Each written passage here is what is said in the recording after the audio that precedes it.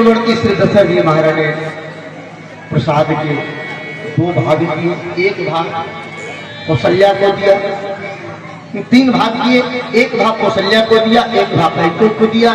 जो भाग बचा उनके बाद उसका फिर दो भाग दिया और दोनों रानियों को दिया, फिर से कैकेयी और कौशल्या को, और कहा कि तुम अब दोनों सुमित्रा को दो। तो सुमित्रा जो को इस प्रकार से भी दो ही भाग मिले, इसीलिए दो संतानों की प्राप्ति है। गोस्वामी जी कहते हैं तीनों रानियां गर्भवती हो, जा दिन ते हरिगर भैया सकल लोक सुख संपत्ति छाए, आदेश से हरि गर्भैया। भगवान अजन्मा है, बहुत ध्यान से सुनो, थोड़ी देर जन्म कर्म समय दिव्य भगवान का जन्म नहीं होता। हमारा और आपका जन्म होता है मां के गर्भ से और हमारी मृत्यु होती है, लेकिन भगवान जन्म नहीं लेते, भगवान तो प्रकट होते हैं, अवतार लेते हैं। मां कौशल्या ने तो यही कहा, मां कौशल्या ने ये नहीं कहा कि मेरे राम मेरे गर्भ से पैदा हुए हैं। मां कौशल्या क्या कहती है, भय प्रकट कृपाला दीन दयाला कौशल्या निराला।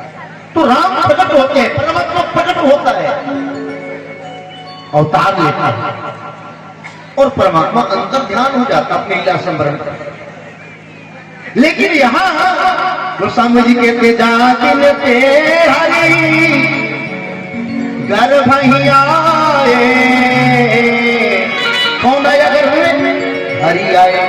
हरि माने भगवान आए। तो जो भगवान अजन्मा है, कभी वो मां की उदर में नहीं आते, तो फिर कौशल्या के गर्भ में कैसे आ गया? इसका सिद्धांत ये है, इसका सूत्र ये है,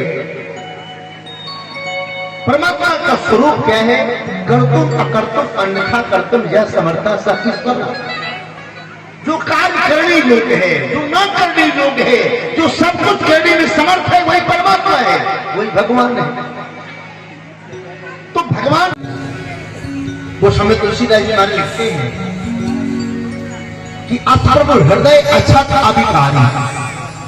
परमात्मा जीवात्मा के रूप में सबके हृदय में निवास करता है, करता है कि नहीं? तो जो परमात्मा सबके हृदय में निवास कर सकता है, तो सबके हृदय के मतलब मां के हृदय में भी निवास करता है, आपके भी हृदय में निवास करता है।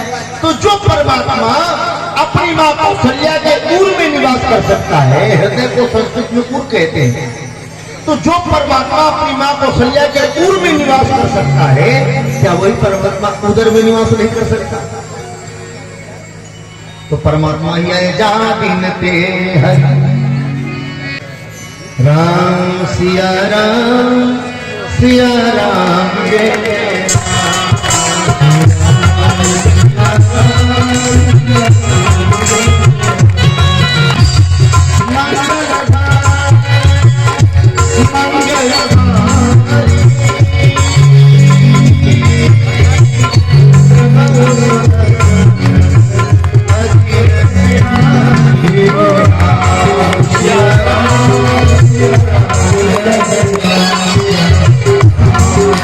Ram